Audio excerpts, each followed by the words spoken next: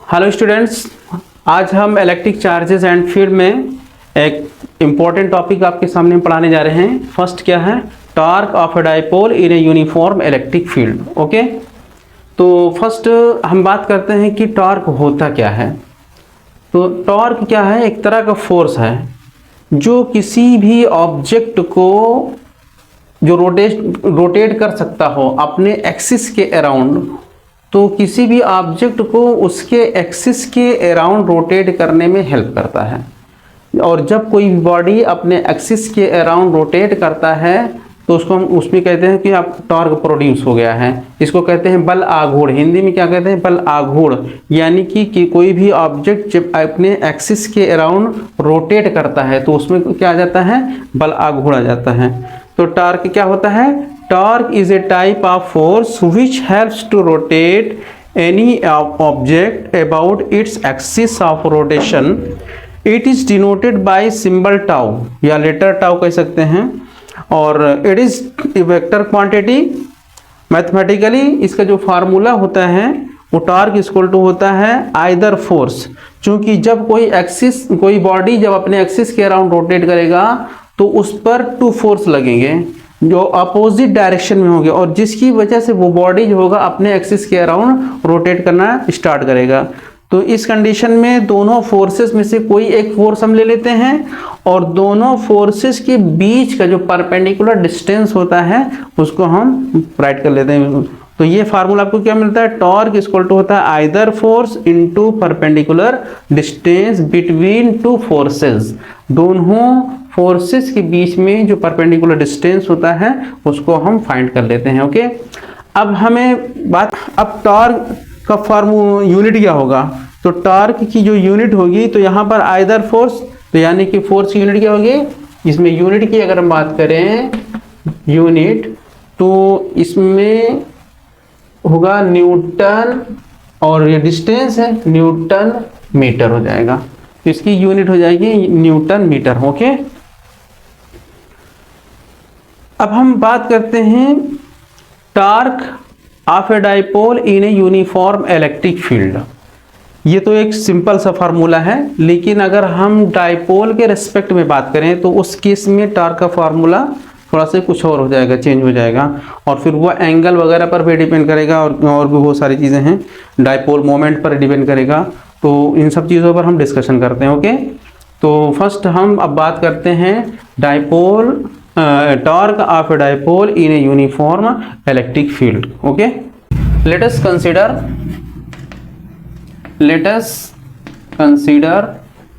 a dipole is placed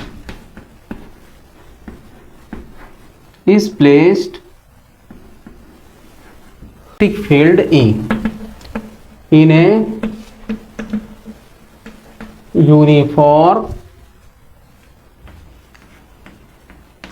electric field E at an angle theta,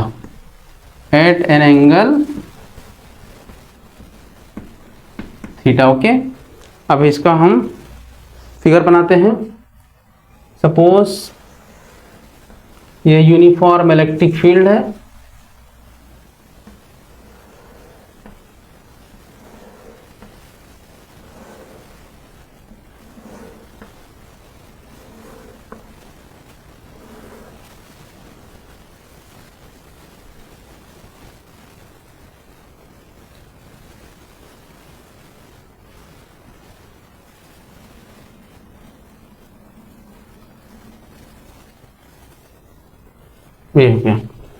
यहाँ पर एक positive charge है, ये पॉजिटिव चार्ज, और यहाँ पर क्या है? एक निगेटिव चार्ज है, ये निगेटिव चार्ज। ओके, और इसका मिड पॉइंट सपोज कंसीडर कर लिया ये O है, और डाइपोल लेंथ क्या हो जाएगा? 2a, ये डाइपोल लेंथ हो गया। ओके, और ये इलेक्ट्रिक फील्ड है, यूनिफॉर्म इलेक्ट्रिक फील्ड। इसका डाइपोल मोमेंट किस साइड में होगा, किस डायरेक्शन होगा? निगेटिव टू पॉजिटिव होता है, डाइपोल मोमेंट का डायरेक्शन होता है निगेटिव टू पॉजिटिव। ओके, अब ये एंगल बना रहा है, किसी एंगल पर रखा गया है, तो सपोज ये एंगल थीटा है। ओके, अब यहाँ कंस्ट्रक्शन में क्या करते हैं, इस पर जो फोर्स लगेगा पहले इसको हम राइट कर लेते हैं इस डायरेक्शन में, along electric field. Positive charge पर जो फोर्स लग रहा है अलोंग इलेक्ट्रिक फील्ड लग रहा है, और इसकी वैल्यू कितनी हो जाएगी, F इक्वल टू हो जाएगा प्लस Q इंटू ई, और negative charge F equal to minus Q ई।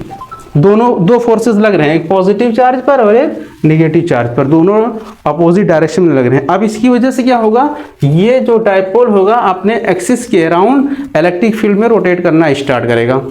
अब यहाँ पर जो डेफिनेशन में जो फार्मूला बताया था मैंने कि टार्क इक्वल टू होता है आइदर फोर्स, तो यहाँ पर आइदर फोर्स यानी कि टू फोर्सेस लग रहे हैं, और परपेंडिकुलर डिस्टेंस था, तो परपेंडिकुलर डिस्टेंस को भी इसमें हम समझ लेते हैं। तो दोनों फोर्सेस के बीच का परपेंडिकुलर डिस्टेंस, तो यहाँ पर ये इलेक्ट्रिक फील्ड है, ये इलेक्ट्रिक फील्ड बता रहा है, तो ये फोर्स हो गया, तो ये फोर्स है, तो इसका परपेंडिकुलर डिस्टेंस क्या होगा, ये परपेंडिकुलर डिस्टेंस हो जाएगा। देखिए यहाँ पर 90 डिग्री बना रहा है। ओके, और इस लाइन को, ये जो फोर्स है इसको हम बैक साइड में मूव करते हैं, ऐसा मैंने बैक साइड में मूव किया, और इस पर हमने ऐसे लाइन को आगे बढ़ाया, तो ये परपेंडिकुलर यहाँ पर भी हो जाएगा। तो ये देखा गया कि दोनों फोर्सेस, ये फोर्स और ये फोर्स, दोनों फोर्सेस के बीच का ये परपेंडिकुलर डिस्टेंस, ये 90 डिग्री यहाँ बना रहा है, 90 डिग्री यहाँ बना, तो ये हो गया। ओके, तो अब हमें ये इस परपेंडिकुलर डिस्टेंस को हमें फाइंड करना पड़ेगा। तो एंगल थीटा ये है, तो थीटा एंगल ये भी होगा।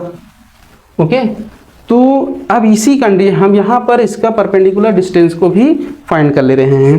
तो परपेंडिकुलर डिस्टेंस कितना हो जाएगा, साइन थीटा इक्वल टू क्या होता है, नॉर्मल अपॉन हाइपोटेनस। इसको मैंने A कंसीडर कर लिया, इसको B कंसीडर कर लिया, और इसको C कंसीडर कर लिया, तो A, B एंड C। तो साइन थीटा इक्वल टू, यहाँ पर ये नॉर्मल है और ये बेस है, ये हाइपोटेनस है, तो साइन थीटा इक्वल टू क्या होगा, नॉर्मल अपॉन हाइपोटेनस। तो नॉर्मल क्या है यहाँ पर, AB है, और हाइपोटेनस क्या है, AC है। तो AB इक्वल टू क्या हो जाएगा, AB इक्वल टू AC, और AC की वैल्यू क्या है यहाँ पर 2A है, तो 2A साइन थीटा, तो इसकी वैल्यू आ गई ये 2A साइन थीटा, ये इसकी वैल्यू आ गई, यानी कि इस परपेंडिकुलर डिस्टेंस की वैल्यू आ गई 2A साइन थीटा। ओके, तो ये ऑल ओवर फिगर के बारे में था, ये मैंने जो डायग्राम बनाया है। ओके, अब देखते हैं कि इस डायपोल पर नेट फोर्स कितना लग रहा है। Okay, now net force on A dipole, यहां पर कितना, इस पर नेट फोर्स कितना लग रहा है, तो F net force, F net force equal हो जाएगा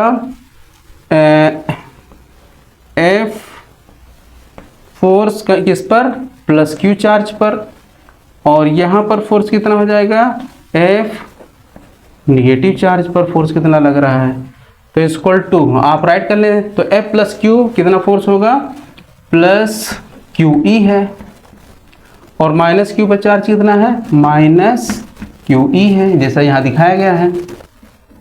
ओके, तो ओवरऑल इसकी वैल्यू क्या हो जाएगी, 0 हो जाएगी। तो अगर हम नेट फोर्स की बात करें तो ये क्या होगी, इसकी वैल्यू 0 होगी। तो नेट फोर्स यहाँ पर 0 है, लेकिन अगर इंडिविजुअली फोर्स की बात करें, अगर हम इसकी सिर्फ बात करें तो ये 0 नहीं होगा, और इसी तरह अगर हम इसकी बात करें तो ये भी 0 नहीं होगा, और इस तरह से दोनों अपोजिट फोर्सेस क्या होगा, इस डायपोल को यूनिफॉर्म इलेक्ट्रिक फील्ड में रोटेट करेंगे।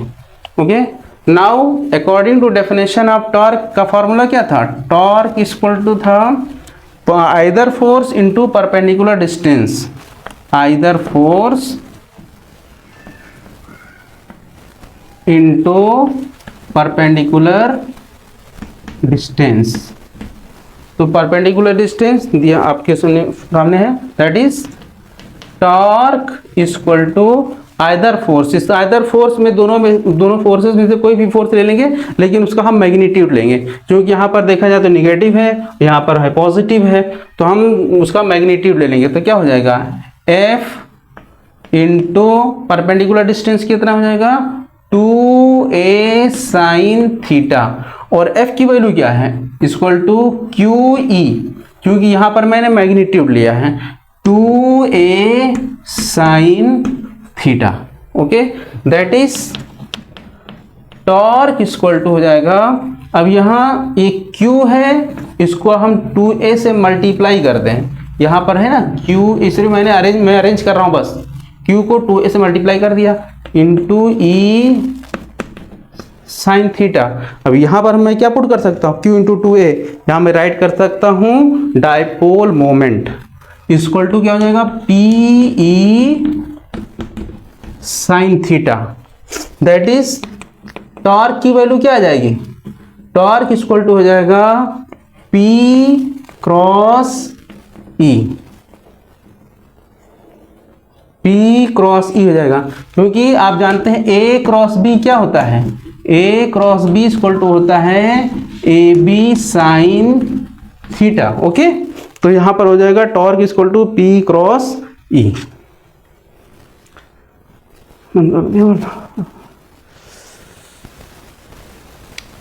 जैसा कि मैंने आपको बताया कि टॉर्क क्या है, एक वेक्टर क्वांटिटी है। अब वेक्टर क्वांटिटी है तो श्योर है कि उसका कुछ ना कुछ डायरेक्शन भी होगा। तो हम जानते हैं कि टॉर्क का फार्मूला क्या है, अभी हमें मिला है टॉर्क इक्वल टू होता है PE sine theta. Okay, torque equal to होता है PE sine theta.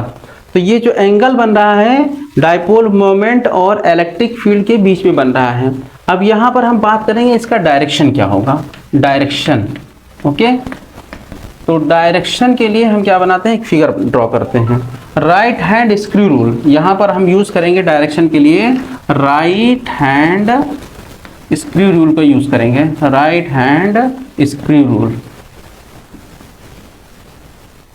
Okay, right hand screw rule क्या होता है, सपोज आप स्क्रू ड्राइवर लेते हैं और स्क्रू ड्राइवर को हाथ में लेते हैं ऐसे करके, और ऐसे करके आप मान लीजिए किसी स्क्रू को आप कहीं फिट कर रहे हैं और ऐसे आप रोटेट कर रहे हैं। ओके, तो इस तरह से जो थंब का डायरेक्शन होगा, ऐसे मान लीजिए कर्ल फिंगर्स हैं, ये कर्ल फिंगर्स ऐसे रोटेट कर रहे हैं, और कहाँ से कहाँ रोटेट कर रहे हैं, सपोज इसके लिए हम फिगर बना रहे हैं।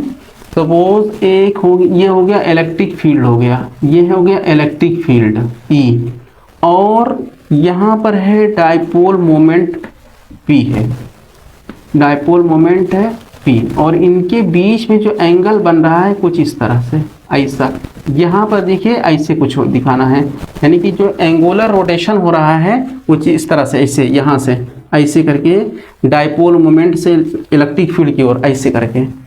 तो यहाँ पर ऐसे मान लीजिए इसको ऐसे रोटेट किया जा रहा है, तो जो थंब का डायरेक्शन होगा, यहाँ पर देखेंगे थंब का डायरेक्शन किस तरफ है, क्योंकि एंगल किस तरफ रोटेट कर रहा है, ऐसे ना, ऐसे इस तरफ से डायपोल मोमेंट से इलेक्ट्रिक फील्ड की ओर आ रहा है। इसका डायरेक्शन क्या बता रहा है, एरो का सिंबल, यानी कि ये रोटेट कर रहा है डायपोल मोमेंट से इलेक्ट्रिक फील्ड की ओर। तो इस तरह से कर्ल फिंगर आपका रोटेट कर रहा है, तो रोटेट कर रहा है, तो आपका थंब का डायरेक्शन क्या बताएगा, ये बताएगा downward direction, perpendicular downward direction में, और ये हो जाएगा टॉर्क इक्वल टू हो जाएगा P क्रॉस E। ओके, यानी कि ये जो डाउनवर्ड परपेंडिकुलर इस प्लेन के परपेंडिकुलर हो गई है, यानी कि डायपोल मोमेंट P और इलेक्ट्रिक फील्ड E के प्लेन के परपेंडिकुलर डाउनवर्ड डायरेक्शन में होगा। ओके, तो इस तरह से ये टॉर्क का डायरेक्शन हो गया डाउनवर्ड में। अगर ऐसा कुछ रोटेट हो, ऐसा रोटेट हो इस तरह से, यानी कि इलेक्ट्रिक फील्ड से डायपोल मोमेंट की तरफ कुछ ऐसा हो, तब क्या होगा, तब उस केस में इलेक्ट्रिक फील्ड का डायरेक्शन टॉर्क का डायरेक्शन क्या हो जाएगा, अपवर्ड में हो जाएगा, इस तरह से हो जाएगा। लेकिन आप जानते हैं कि जो A क्रॉस B होता है not is equal to B cross A। आप जानते हैं कि A cross B not equal to B cross A means ये कम्यूटेटिव लॉ को होल्ड नहीं करता है। जबकि जो डॉट प्रोडक्ट होता है वो कम्यूटेटिव लॉ को होल्ड करता है। तो यहाँ पर क्या हो जाएगा, यहाँ पर देखा जाए तो यहाँ निगेटिव आ जाएगा इस केस में, क्योंकि डाउनवर्ड डायरेक्शन में है, और ये क्या हो जाएगा, पॉजिटिव हो जाएगा। तो इस तरह से A cross B not equal to B cross A, या फिर इस केस में बात करें यानी कि P cross E not equal to E cross P, ये बराबर कम्यूटेटिव लॉ को होल्ड नहीं करेगा क्योंकि यहाँ पर पॉजिटिव और नेगेटिव साइन का कॉन्सेप्ट आ जाएगा। तो इस तरह से ये हो गया डायरेक्शन किसका, टॉर्क का। तो इसको हम हटा दे रहे हैं। तो राइट हैंड स्क्रू रूल के अकॉर्डिंग इस फिगर को बना लो।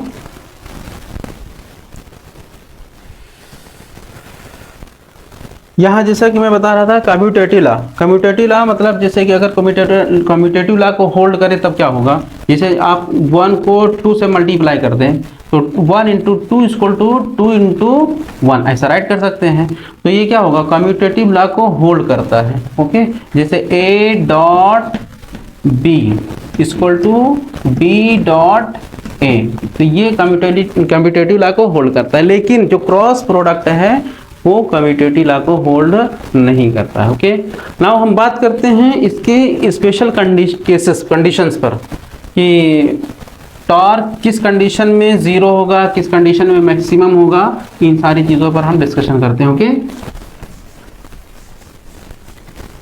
तो फर्स्ट केस जैसा कि आप जानते हैं टॉर्क का फॉर्मूला क्या होता है, टॉर्क इक्वल टू होता है PE sine theta. Okay, torque tau equal to PE sine theta. तो कंडीशन फर्स्ट या केस फर्स्ट कह सकते हैं, केस फर्स्ट में एक व्हेन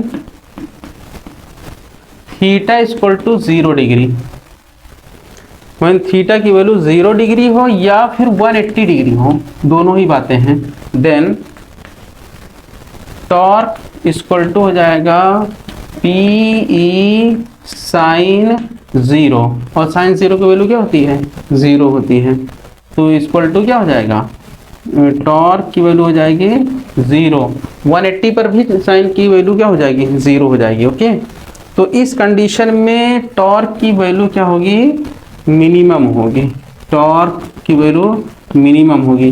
तो ये कौन सा केस है, मतलब जब when theta equal to 0 degree है या फिर 180 डिग्री, इसका मतलब क्या है, इसका मतलब ये है कि आपने डाइपोल को इलेक्ट्रिक फील्ड के या तो पैरेलल रख दिया है या उसके एंटी पैरेलल रख दिया है। जैसे फिगर बनाते हैं, ये आपका इलेक्ट्रिक फील्ड हुआ, ये इलेक्ट्रिक फील्ड है, ये इलेक्ट्रिक फील्ड है, ये ओके, ये इलेक्ट्रिक फील्ड हुआ। अब इसी में डाइपोल को आप रख रहे हैं, किस तरह से, पैरेलल रख दे रहे हैं, इस तरह से, लाइक दिस, ये हो गया। तो यहाँ पर सपोज प्लस चार्ज है और यहाँ पर क्या है, माइनस चार्ज है, और ये उसका मिड पॉइंट हो गया, डाइपोल लेंथ हो गया 2a। ओके, अब डाइपोल मोमेंट का डायरेक्शन क्या किस तरफ होगा, निगेटिव टू पॉजिटिव होता है ना, निगेटिव टू पॉजिटिव हो गया।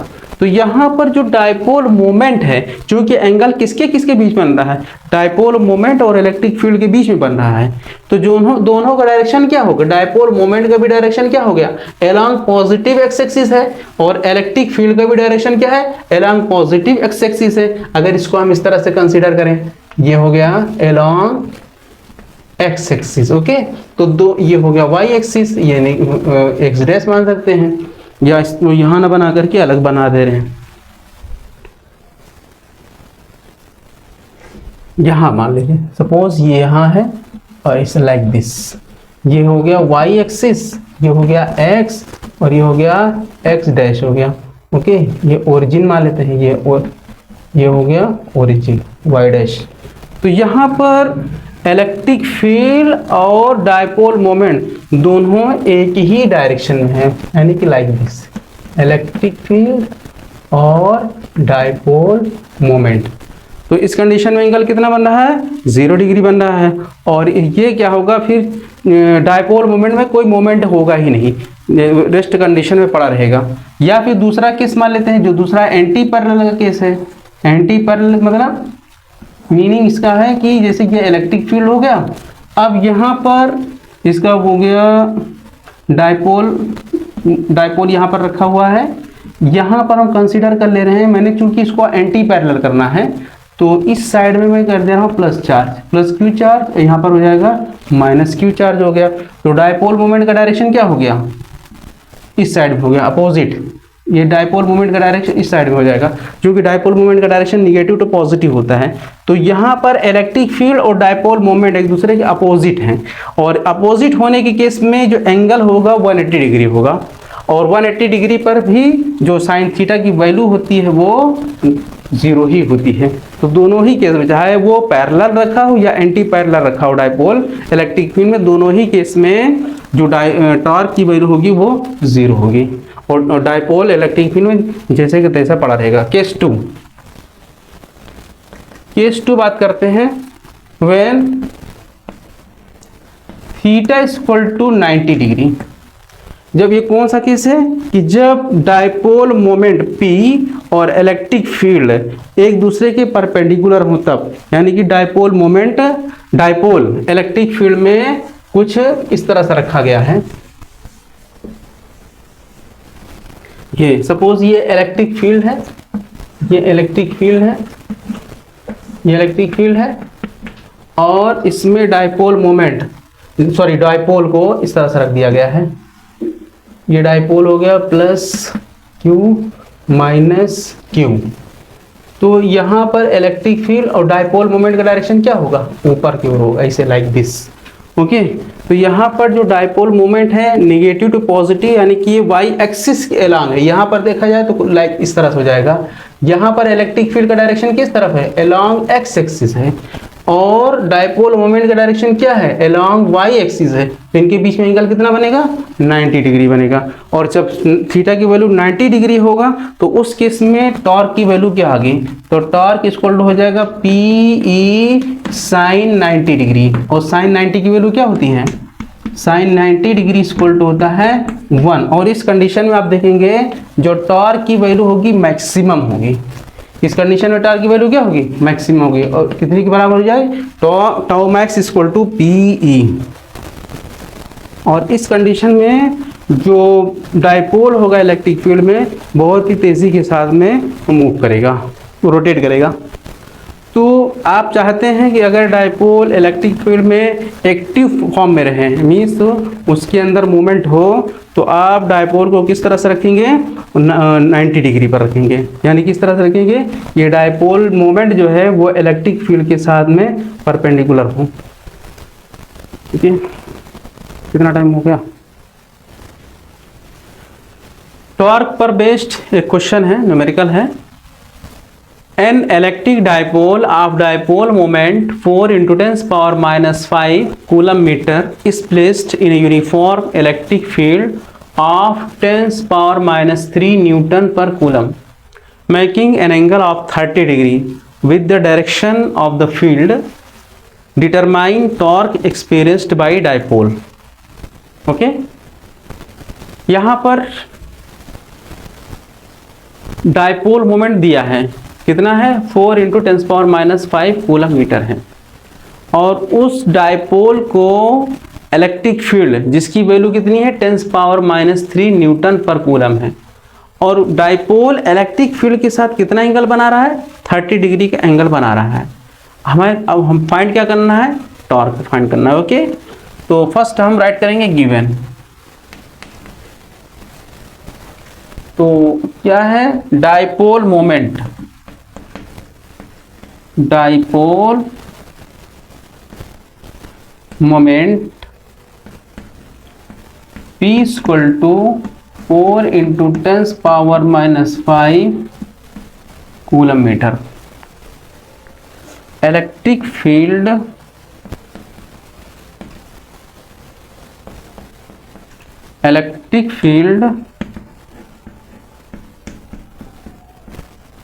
Equal to 10⁻³ newton per coulomb. Angle theta equal to 30 degree. हमें फाइंड करना है torque, tau equal to question mark. Okay, यहाँ देखिए साइड में सॉल्व कर ले रहे हैं। तीनों फार्मूला क्या होता है, टॉर्क इक्वल टू होता है P E sine theta. Value put कर देते हैं, तो P की वैल्यू क्या है 4 इंटू 10 पावर -5 इंटू E यहाँ पर क्या दिया गया है, ये इसका मैग्नीट्यूड दिया गया है। तो उसके बाद E की वैल्यू कितनी है 10 पावर -3 है, ये क्या है साइन 30 डिग्री है। तो इक्वल टू हो जाएगा 4 इंटू 10 पावर -5 10 पावर -3 तो 10 पावर -8 और साइन 30 की वैल्यू क्या होगी 1/2 होगी 1/2।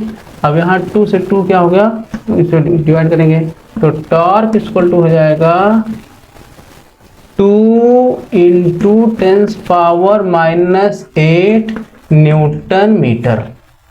तो ये हो जाएगा टॉर्क की वैल्यू हो जाएगी, टॉर्क टाउ इक्वल टू हो जाएगा 2 into 10 power -8 Newton metre.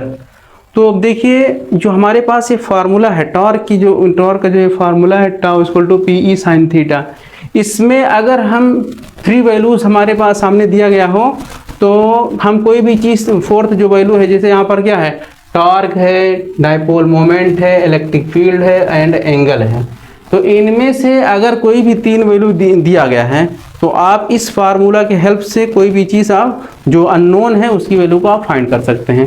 Suppose torque की वैल्यू गिवन हो, फिर डायपोल मोमेंट की वैल्यू गिवन हो, इलेक्ट्रिक फील्ड की वैल्यू गिवन हो, तो इस फार्मूला से हम एंगल फाइंड कर सकते हैं कि डायपोल मोमेंट और इलेक्ट्रिक फील्ड में एंगल की वैल्यू कितनी होगी।